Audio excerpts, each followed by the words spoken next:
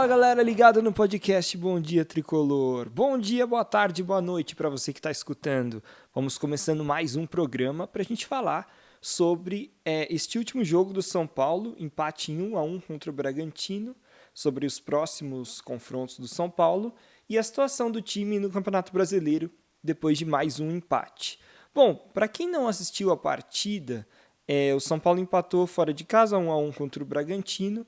E assim, diferentemente do que eu falei no último podcast, né, que o São Paulo tinha saído no lucro com o empate com 2-2 contra o Juventude pela Copa do Brasil, dessa vez acho que dá pra gente falar o contrário, assim, dá pra gente dizer que o São Paulo poderia até ter saído com a vitória desse jogo contra o Bragantino, porque criou muitas chances de gol e apesar de ter saído atrás no placar e também ter concedido algumas chances claras de gol para o time do Red Bull, o São Paulo ele teve um volume de jogo, de maneira geral, suficiente para a gente dizer que ele poderia facilmente ter saído com a vitória.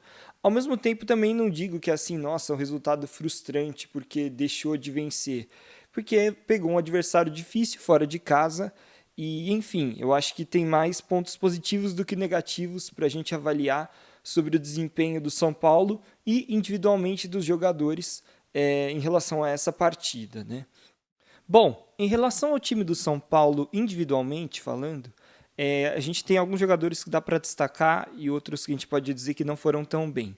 Mas uma coisa importante a se observar é que o Rogério Ceni colocou o time no 4-3-3. Ele vinha atuando bastante no 4-4-2, sempre com o Caleri fazendo dupla de ataque com algum outro atacante, né? Às vezes o Éder, o Rigoni. E dessa vez ele optou por deixar o Caleri mais centralizado, mas sem um companheiro, e dois jogadores abertos pelas pontas. De um lado o Patrick e do outro o Nicão. Inclusive, esses dois jogadores veteranos, na minha opinião, fizeram uma boa partida. O Patrick, ele ainda não está num... Parece que assim, ele oscila bons e maus momentos, e principalmente nessa partida achei que ele jogou muito bem o primeiro tempo e no segundo tempo ele caiu bastante. Então é um cara que acho que ainda precisa de um pouco mais de ritmo de jogo para ter atuações mais constantes. Mas ele não deixa de ser uma boa alternativa para o ataque. Ele é um cara que ele vem atuando bastante como camisa 10 mesmo. Nesse jogo ficou bem claro isso. Ele tenta sempre distribuir passes ao invés de tentar uma finalização. Às vezes até de maneira equivocada, né? Teve um lance nesse jogo contra o Bragantino que ele estava com uma possibilidade grande de chutar e ao invés de finalizar ele tentou um passe, né? E aí não deu certo, né? O fim da jogada. Mas enfim, o Patrick eu acho que deu uma boa opção, caiu bastante no segundo tempo. O Nicão jogou bem, fez uma partida boa, ainda acho que pode atuar mais, mas também parece que ele está melhorando a cada jogo, o que é animador, porque a gente ganha mais uma opção importante ali no ataque. E no meio de campo, o Andrés Colorado fez o primeiro volante, né? Isso dá pra gente destacar, estou destacando essas questões são mais diferentes do time, né? Porque, por exemplo, Caleri de centroavante, Igor Gomes e Rodrigo Nestor no meio de campo, isso tudo já vinha acontecendo, né, no time do São Paulo. Mas o Andrés Colorado como primeiro volante, achei que foi bem, ele não deixou a cabeça de área desprotegida do São Paulo, muito pelo contrário, ele brigou bastante. Oscilou também, né? Teve bons e maus momentos na partida, mas de maneira geral achei que ele brigou bastante. Então ele entendeu que para essa função de primeiro volante ele precisa realmente evitar ao máximo que a bola chegue ali desprotegida à cabeça de área do São Paulo e conseguiu fazer isso. Compensando ali também, assim, se nem sempre ele tinha a técnica perfeita para fazer o desarme e tal, mas com muita força de vontade, né? E na defesa, a grande novidade foi que jogaram Arboleda e Diego Costa como os zagueiros principais e o Léo como lateral esquerdo, ao invés de ser a dupla de zaga com o Diego, né?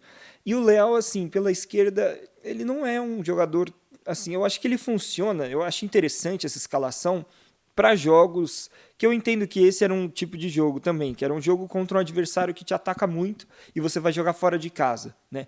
Um jogo, por exemplo, contra Flamengo, Palmeiras, fora de casa, Atlético Mineiro, e no caso do Bragantino acho que também vale.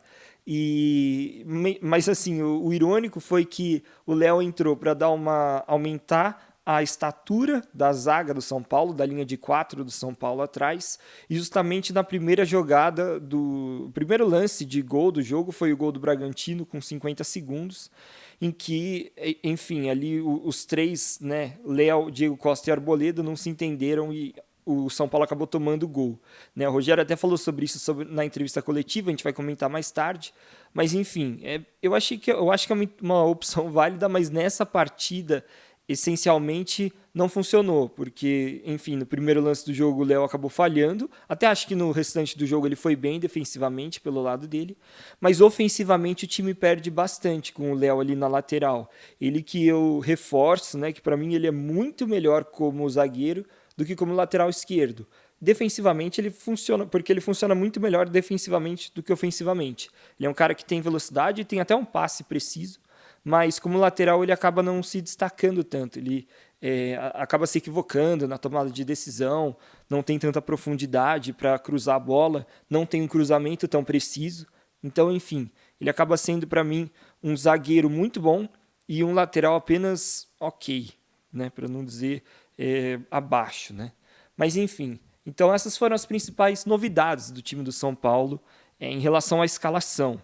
E uma coisa interessante também para a gente observar é que, assim, foi uma das primeiras vezes que o Rogério teve que revezar times, né, considerando que ele ia jogar a Copa do Brasil, que ele jogou no meio de semana contra o Juventude, e já o Campeonato Brasileiro no fim de semana. Ou seja, ele tinha competições importantes, as duas, São Paulo prioriza as duas, vamos dizer assim. Então o Rogério não poderia simplesmente colocar um time bem mais forte num dos campeonatos e mais fraco no outro. E aí ele acabou mesclando. E quando jogou no final de semana, ou melhor, quando jogou contra o Juventude, né, o time foi mal. E dessa vez o time foi bem, apesar de estar aí com uma escalação alternativa, né? Por exemplo, a ausência do Pablo Maia como primeiro volante não foi tão sentida assim. Achei que o Rogério achou alternativas interessantes. E a questão que a gente também vinha falando, que o São Paulo atuava mal fora de casa, dessa vez não foi verdade, né? O São Paulo conseguiu jogar bem fora de casa contra um adversário difícil, e um dos motivos, ao meu ver, foi também a escalação de jogadores mais experientes, ou jogadores que não vêm jogando todos os jogos e não estão tão desgastados. Como, por exemplo, o próprio... tem ali o Colorado, que não é tão experiente, mas, enfim, é um cara que vem de fora, tal, então ele tem um pouco mais de... Ele não é tão mais velho, mas ele já tem uma experiência maior por ter jogado, né, em outro país, tal. E você tem também ali o Patrick, o Nicão, né, jogadores que são... que também tem mais rodagem, então acabam sentindo menos a pressão de jogar fora de casa e um mau momento, como foi um mau momento, uma adversidade que o São Paulo teve que enfrentar no jogo quando saiu atrás do marcador com menos de 1 minuto de bola rolando. Bom, galera, vamos falar agora um pouco sobre a entrevista coletiva do técnico Rogério Ceni depois da partida. Foi uma entrevista bem curtinha, normalmente a entrevista coletiva demora de 15 a 25 minutos. Dessa vez foram apenas 6 minutos, mas uma questão interessante que foi abordada logo na primeira pergunta foi a expulsão do Rogério Ceni, porque ele foi expulso ao final da partida por algum tipo de desentendimento que, na verdade, para ser sincero, quem estava assistindo o jogo, nem quem estava narrando o jogo, nem quem estava assistindo pela TV conseguiu entender direito. Estava todo mundo meio perdido, entendeu o que aconteceu. Mas foi o seguinte, né? Pela explicação do Rogério Ceni, o que aconteceu foi o seguinte. Ele disse que o Calleri estava machucado e aí o Rogério foi lá pedir para que o médico do São Paulo o atendesse, ou melhor, pedir para que o Calleri saísse pelo lado do campo e não por trás do gol, porque existe uma regra que o jogador não pode sair por trás do gol. Isso segundo o Rogério Ceni, foi o que ele falou. E aí, quando ele foi pedir, ele saiu da área técnica para dar esses gritos, para pedir isso, e quando ele voltou para a área técnica, o quarto árbitro veio meio que peitando, provocando, e aí o Rogério Ceni disse que ali ele tomou o primeiro cartão amarelo dele, né? Tomou um cartão amarelo. E falou que ele não tinha nem, né, como se ele não tivesse nem conversado com o quarto árbitro. Ele só estava, enfim, pedindo ali sobre a questão da saída, mas quem veio provocar teria sido o próprio quarto árbitro. E depois ele falou que ele foi conversar com o delegado da partida para dizer que ele queria justificar na súmula que quem provocou o cartão amarelo não foi o Rogério Ceni, foi sim ele, o quarto árbitro, que veio peitando desse jeito. E quando o Rogério foi falar isso para o delegado, aí o juiz do jogo expulsou o Rogério Ceni. E aí foi uma confusão, porque, né, enfim, estava todo mundo muito irritado, estressado no momento. Né? Então, assim, é difícil a gente entender ou dizer, né, o que aconteceu de fato, mas se a gente for considerar realmente isso que aconteceu, que o Rogério falou, é realmente patético, né? O juiz, uma das funções dos árbitros, não só o juiz principal, é tentar deixar o jogo num ânimo que todo mundo possa conversar, não brigue e tal. E realmente acontece isso. Tem árbitros que eles conseguem empilhar o jogo, né? Começa a partida, acontece alguma coisa, o árbitro já vem xingando, exaltado. Isso vai deixando os jogadores também estressados, exaltados, e técnicos, enfim, todo mundo que está ali. Então, enfim, mas a atuação do juiz, mesmo se a gente não considerar a expulsão do Rogério Ceni, se depois a gente for descobrir que não, que realmente foi merecido por algum motivo e tal, a atuação do juiz foi muito ruim, de maneira geral. Então não dá para passar pano para o juiz, não. Bom, depois perguntaram sobre o jogo, né, se o São Paulo poderia ter saído com 3 pontos, pelo que criou. Rogério Ceni disse que sim, ele falou com certeza. Ele falou, contra o Juventude não jogamos nada, hoje jogamos bem, criamos muitas chances de gol.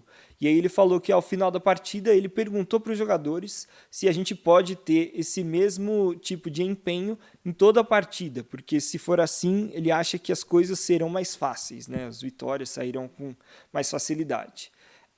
Aí ele justificou também algumas questões táticas, né? Ele falou que colocou o Léo como lateral esquerdo alto, justamente para reforçar a jogada aérea, mas acabaram tomando o gol com 50 segundos. Ele falou assim, tomamos o gol justamente no que eu treinei para a gente não tomar, né?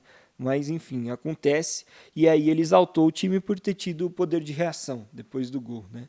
Bom, depois perguntaram mais um pouco sobre essa questão de jogada aérea, né? Perguntaram o que o Rogério Ceni faz para treinar esse tipo de jogada, né? Como que ele investe o tempo e esforço dele para isso. Ele falou que desde a época do Fortaleza ele já tinha mandado gente da comissão técnica dele para fora para estudar esse tipo de jogada, que é muito específica. E aí ele falou que essa preocupação maior nesse jogo contra o Bragantino em ter uma jogada aérea defensiva mais forte, jogadores mais altos, é justamente porque, na visão do Rogério, o Bragantino tem a melhor bola parada do campeonato, né, brasileiro até então. E isso que justifica a escalação de, por exemplo, o Léo e também do Andrés Colorado, né, que é um primeiro volante bastante alto. Na sequência perguntaram sobre o próximo jogo do São Paulo contra o Jorge Wilstermann, como que está a preparação. O Rogério disse que eles vão se preparar ao longo da semana, que vai ser bom porque o São Paulo vai ter um pouco mais de tempo para treinar nessa rodada, porque jogou no sábado e a próxima partida é só na quinta-feira. E ele falou a seguinte coisa, ele falou que tentaremos levar grande parte do elenco e já pensar também no jogo da segunda-feira. Então, deixando a entender que, diferentemente do que foi feito naqueles jogos fora de casa contra Everton e tal, parece que a ideia do Rogério é levar todo mundo, pelo menos, ou mais gente do que ele levou daquela vez, né, que levou só um time bem reserva. E a última pergunta foi sobre a questão de revezamento e perguntaram se o São Paulo deveria ter um elenco maior para poder rodar o time e não sentir tanto, né? E o Rogério disse que, assim, não, a gente tem um elenco grande, mas também temos muitos meninos e eles oscilam, né, por serem garotos. E aí complementou dizendo que se nós não tivermos pelo menos uma diferença de 4 dias entre um jogo e outro, daí comentou, como foi, por exemplo, né, a gente jogou contra o Juventude na quarta e depois já jogou de novo contra o Bragantino no sábado, isso dificulta o trabalho. Mas o revezamento é justamente, né, para tentar manter um bom desempenho do time. Bom, pessoal, como o próprio Rogério Ceni já adiantou, né, na entrevista coletiva, o próximo jogo do São Paulo vai ser na Copa Sul-Americana, fora de casa, contra o Jorge Wilstermann. Esse jogo vai ser na quinta-feira, dia 28 de abril. Lembrando que todos os jogos da Copa Sul-Americana são de transmissão exclusiva da Comebol TV. E para essa partida, então, o São Paulo vai jogar fora de casa, um jogo na altitude, deve ser um jogo um pouco complicado. Mas assim, o São Paulo pelo menos está bem na Copa Sul-Americana, né? Ele lidera o grupo dele, lembrando, com 6 pontos, e quem está em segundo é o Ayacucho, com 3 pontos. Então, Jorge Wilstermann não tem nenhum, né? Ou melhor, tem 1 ponto só. Então está longe do São Paulo, até um empate para o Tricolor nessa partida não seria tão ruim assim. E olhando para a tabela de classificação do Campeonato Brasileiro, né, que acontece assim depois desse empate do São Paulo com o Bragantino, o Tricolor está em 10º lugar com 4 pontos, Mas assim, é importante a gente ressaltar que tem 2 times na frente do São Paulo que tem um jogo a mais, que são Palmeiras e Flamengo. Então, e eles têm 5 pontos, o São Paulo tem 4. Ou seja, se o São Paulo vencesse o jogo atrasado dele hoje, ele passaria essas 2 equipes e estaria ali pelo menos em oitavo do campeonato. Aí também tem Curitiba, também tem 4 pontos, tal. Então, o São Paulo não está tão distante, né? Os primeiros colocados do campeonato, Santos e Atlético Mineiro, têm 7 pontos. São Paulo está, enfim, está ali, está perto do bolo, e é importante largar bem o Campeonato Brasileiro. Eu ouvi muita gente falando assim, né? O Palmeiras jogou bem, ganhou do Corinthians e tal, passou o São Paulo na tabela de classificação. É verdade, mas o Palmeiras também tem um jogo a menos. Então, assim, a questão de você largar bem no campeonato não é só, ou melhor, de você pontuar, não é só uma questão assim, porque eu vi muita gente justificando, por exemplo, assim, o São Paulo, por exemplo, o São Paulo perdeu um jogo que podia perder para o Flamengo. Ok, concordo. E, por exemplo, falando, o Palmeiras não fez muitos pontos no começo do campeonato, mas é porque, enfim, foram circunstâncias de cada um dos jogos. Tudo bem, também entendo, não é um desastre o Palmeiras não ganhar do Flamengo fora de casa também, empatar. Mas assim, a gente sabe, né, a gente que é São Paulino lembra do Campeonato Brasileiro do ano passado, e quando você começa mal o campeonato, vem toda uma pressão para cima de você, e tem também a questão assim de você se ver longe do grupo do bolo de cima, isso parece que desmotiva os jogadores, né? Então, se manter perto do bolo de cima, seja pelo menos em questão de pontuação, né, que no São Paulo está 3 pontos do líder, né? Está em 10º, mas está 3 pontos do líder. Isso é bom também para manter o pessoal motivado, né? Para manter o time sonhando com, se não com título, mas pelo menos com uma classificação direta para a Libertadores, com o G4, enfim. Então é importante sim largar na frente, ou largar bem no Campeonato Brasileiro, até porque assim, é o que eu digo, por exemplo, se o Palmeiras na próxima rodada ele perder ou tropeçar, não jogar bem de novo, cara, vai começar a vir uma pressão grande para cima do time. E aí eu não sei se ele vai ter fôlego para, brigar por título. Claro que ele vai conseguir, muito provavelmente vai conseguir vaga para Libertadores e tal, mas brigar por título você tem que estar perto ali, não pode deixar distanciar. Enfim, e para isso, assim, para o São Paulino mais otimista que pensa em brigar pelo título, o São Paulo, por enquanto, não está, apesar de ter uma vitória só até agora no campeonato, em 3 jogos, ele ainda está relativamente perto do bolo da frente. Bom, pessoal, eram essas todas as informações que eu queria passar para vocês no episódio de hoje. Muito obrigado por escutarem e até a próxima.